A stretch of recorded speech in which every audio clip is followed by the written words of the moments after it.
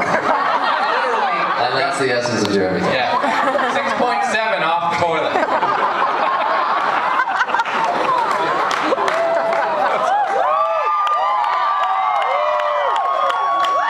Now, one guy who's been missing in action for a long time is the old dude from all the album covers and the videos. You guys know who I mean. Yeah!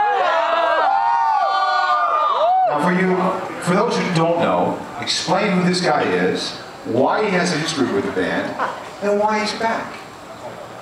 I mean, it's an interesting thing. Saul Fox is the man that we met first album in Aviv, and he posed naked in the freezing cold, and we just, you know, we really struck up a friendship with this guy and had him in some videos and on tour and on a bunch of record covers. And then this record, to be honest, it's a friend of ours from LA, an assistant engineer of mine, and his name's Dusty.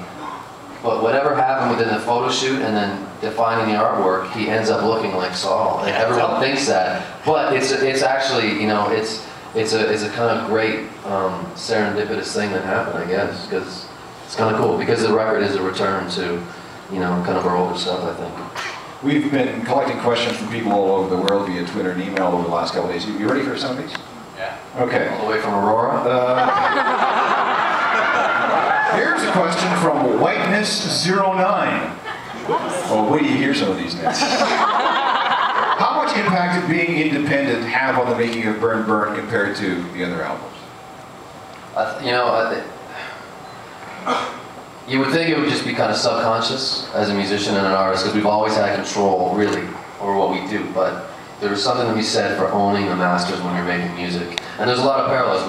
You know, this was our first time not really having a proper label, and in the sense, you know, not having a producer, not having a label, the whole Burn thing is a quote from Kerouac, from On the Road, you know, and it's really about kind of, you know, soaring above the status quo and being light and all the, you know, the typical things that On the Road is trying to talk about, the freedom. And so we did have this freedom, you know, and that's why we took the time to make the record the way we wanted to. And at the end of the day, what happened with this record is there isn't one note that's compromised in the songs. And every other record beforehand has 2 or 3, and some of the records 4 songs that we'll just never play, won't talk about, you know, because of circumstance they were compromised, whether it's, you know, we were over budget, or we had to, you know, bust out of the studio because some other band was coming in, or the producer was done and had to move on to the next project. There's always those few moments where you feel like, man, if we had more time. There's no compromise in this record. So I think, you know, when we say this is our strongest piece of work yet, that's a big part of it.